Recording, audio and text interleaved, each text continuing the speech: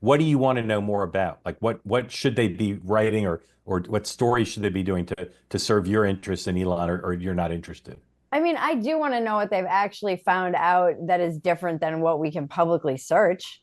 I think that if anyone is able to search these things on this database or whatever and come to their own conclusions, how is that any different than I would like to know what they're actually finding and that we're not privy to necessarily right now. So that is a question I have too. Is this all just stuff people that anyone can find, or are they finding stuff that is new and interesting?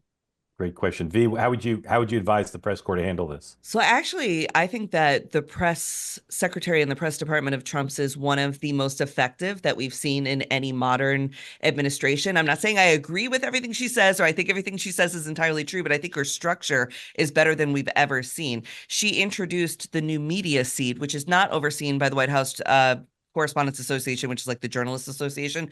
That is a guest of the press secretary for a new media person or podcaster to come in and experience what a briefing is. I think anytime that we're opening up the White House to the public, it's a good thing. I think she's also done really well with she does the MAGA Minute, which again, I don't always agree with what they're called, but I think they're smart, where every week she's saying, these are our wins for the week. That's something that the Biden administration and Democrats never do. They never talk about their wins.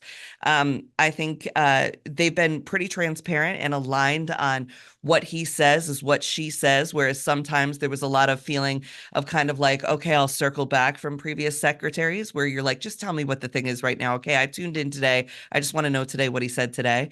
And so I think she's doing an excellent job at her job. And I think that they are thinking more broadly about who to include in that room and what channels to get Trump's message out on. Even if I don't agree with the message, I think that their strategy for press has been better than anybody else's that I maybe since the Kennedys.